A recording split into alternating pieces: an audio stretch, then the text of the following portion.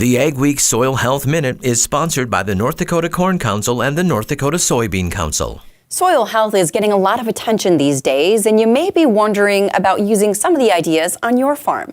NDSU Extension specialists and researchers, along with farmers and consultants, are working together to apply soil health building practices. Soil health specialist Abbey Wick is here now in our Soil Health Minute. We're in a field by Gardner where we interseeded it in early July of last year. And so what I wanted to show you today is how that rye looks in the standing corn stalks on this no-till field. The goal of interseeding the corn when we came in early July was that we get a cover crop established and growing.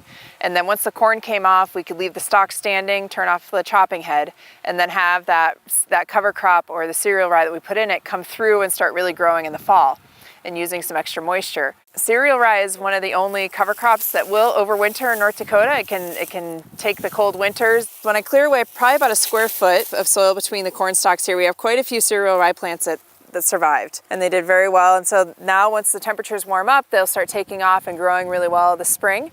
And the goal on this field then is to plant soybean directly into that living cereal rye.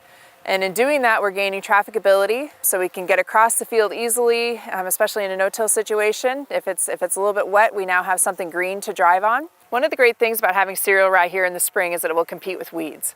So it does that through a chemical that leaks out of its roots, and that's called an allelopathic effect. But then also just having the rye here filling that space and using those nutrients instead of a weed is really important for controlling early season weeds. Using cereal rye by interseeding in corn and then planting soybean into it the following years is gaining a lot of popularity in North Dakota and an easy way to get cover crops into your system.